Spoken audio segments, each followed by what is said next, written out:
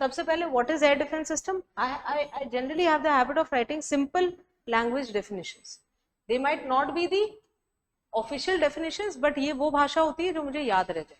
any mechanism, now it does not has to be a missile which can detect and destroy a missile in the air before it can cause any harm.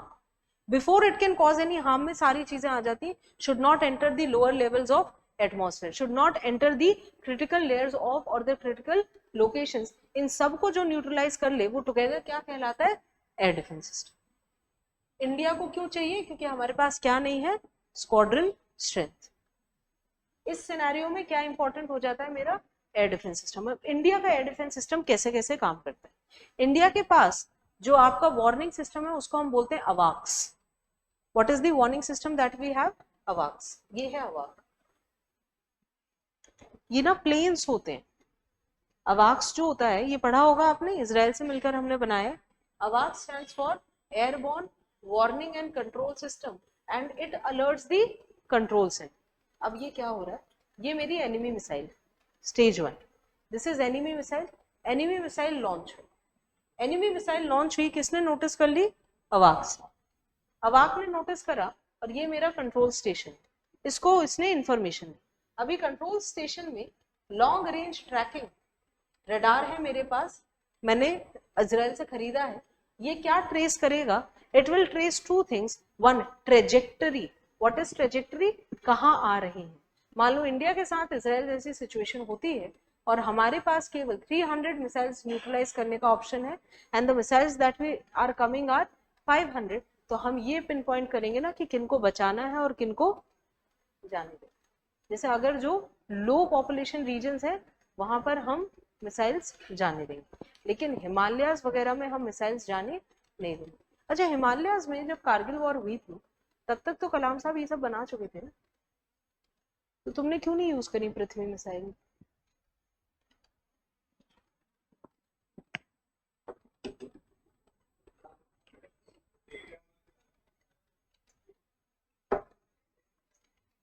हाँ सही जा रहा है. और सोचो, mountain warfare हमने बोला था ना, जब समय मिलेगा और दोबारा अगर अपन मिले. माउंटेन वॉरफेयर ना बड़ी मजेदार जगह होती. माउंटेन्स जो माउंटेन्स में ना बहुत ज्यादा आवाजें नहीं कर सकते क्योंकि माउंटेन्स में क्या आते हैं? एवलांच. एक और वो टोपोग्राफी याद है? अगर एवलांच आया तो कहाँ का आदमी मरेगा? पीओके का या लद्दाख का? पीओके का या लद्दाख का? लद्दाख का. इंडिया के पास सियाचिन और करगिल आसपास ही है. ये सियाचिन और करगिल जाने का एक ही रूट कौन सा है? कश्मीर वैली के थ्रू या लद्दाख के थ्रू? यानी अगर हमने ऐसा कुछ करते तो हम जो एक रूट हमारे पास बचा हुआ था जिससे हम सप्लाईज भेज रहे हैं वो भी खत्म हो जाए. इसलिए कभी भी अगर कोई आपसे कारगिल वॉर के बारे में पूछे आप उनसे पलट के एक ही बात बोलिएगा कि कारगिल वॉर कश्मीर के लिए थी ही नहीं. कारगिल वॉर की टाइमिंग ऐसी थी, इंडिया शाइनिंग वाला टाइम था. India was having one of the highest GDP ever recorded by any developing countries at that time. India was about to have double digit GDP. वो देख ही नहीं पाएंगे अपन शायद. डबल डिजिट जीडीपी समझ लो आप, 10% 11%. India उस वर्ज पे. आपने डिस्टर्बेंस क्रिएट करी. आपने भाई किसी भी आदमी को, इतनी ज्योग्राफी तो तुमने पढ़ ली, किसी भी आदमी को अगर कश्मीर टेक ओवर करना है तो वो पीर पंजाल पे अटैक करेगा या सियाचिन जाएगा? पीर पंजाल रेंज याद है? लोकेशन पीर पंजाल के ऊपर कश्मीर वैली, पीर पंजाल के नीचे जम्मू. इसलिए आपके इसी रीजन से सारे आतंकवादी घुसते हैं क्योंकि ये इजियर एक्सेस लोकेशन है from Pakistan towards the Kashmir valley. तो आपने पीर पंजाल को तो छोड़ा, आपने जो चिनाब झेलम वाली साइड है जो कि इजी है जहां से कश्मीर को टेक ओवर करना, आपने उसको तो छोड़ा. तुम ऑल द वे गए कहां पर? लद्दाख के ऊपर, जिस एरिया में तुमको देहले भर का इंटरेस्ट नहीं है, और आपने वहां जाकर अटैक किया.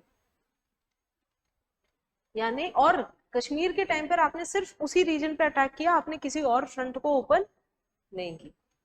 Kashmir war is a different war. कभी समय मिले, आपके पास टाइम हो, पेपर के बाद फ्री हो, इसको पढ़िएगा जरूर. As an aspirant, as a citizen, you should know how Kargil war is different from the other wars. Now मेरे पास ये जो डिटेक्शन सिस्टम है ये क्या लॉन्च करेंगी? Interceptor missile. ये है पृथ्वी एयर डिफेंस. ये इंटरसेप्टर मिसाइल्स हैं S-400, ये इंटरसेप्टर मिसाइल्स क्या है, Barak, and then they will neutralise the target, and if you see the biggest threat is neutralising the target without it is reaching the lower atmosphere. आपके पास इसके लिए बहुत सारे मिसाइल्स हैं, ये हम अब कर चुके हैं, अब हम क्विक रिवीजन कर रहे हैं। What are the different components?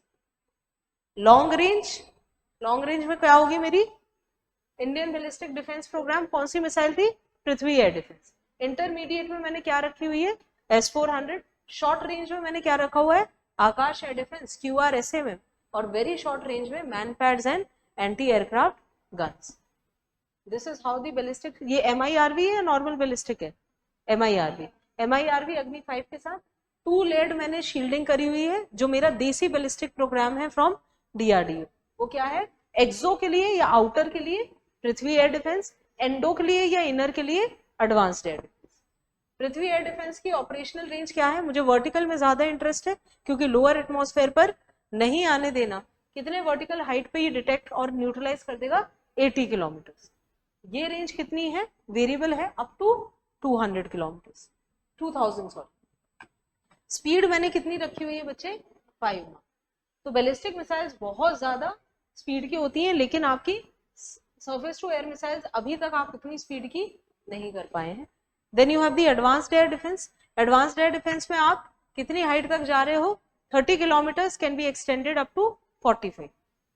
Single stage solid fuelled ही रहेगा, इसमें तो अब कंफ्यूजन नहीं रहेगा फ्यूल में।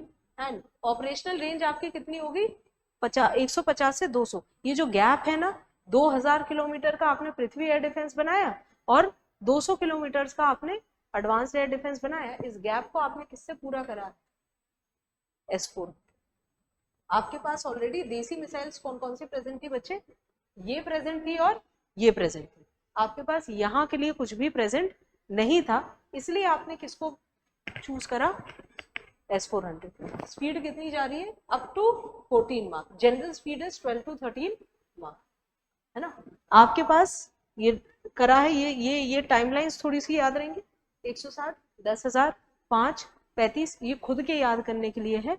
मेंस में अगर आता है तो इससे आपके मार्क्स थोड़े से और बढ़ जाते हैं, क्योंकि ये जनरली आपने नोटिस किया होगा, ये मटीरियल में नहीं देते ये सारी चीजें, वो केवल कंपैरिजन करते रहते हैं, थार्ड ऐसा है, एयरडोम ऐसा है, etcetera. This is your advance air defence. Operational range कितनी है इसकी, आकाश की 45 किलोमीटर की रेंज है आपका। देखो मिसाइल्स का साइज छोटा होता जा रहा है। Then you have Akash missiles. Akash new generation कैसी है, surface to air missile, and इसको हम बेचेंगे। इसके 2 वर्जन बनाए हमने, इंडियन आर्मी का और इंडियन एयरफोर्स का। इनसे छोटी जो ट्रक पर जा रही है वो कौन सी है,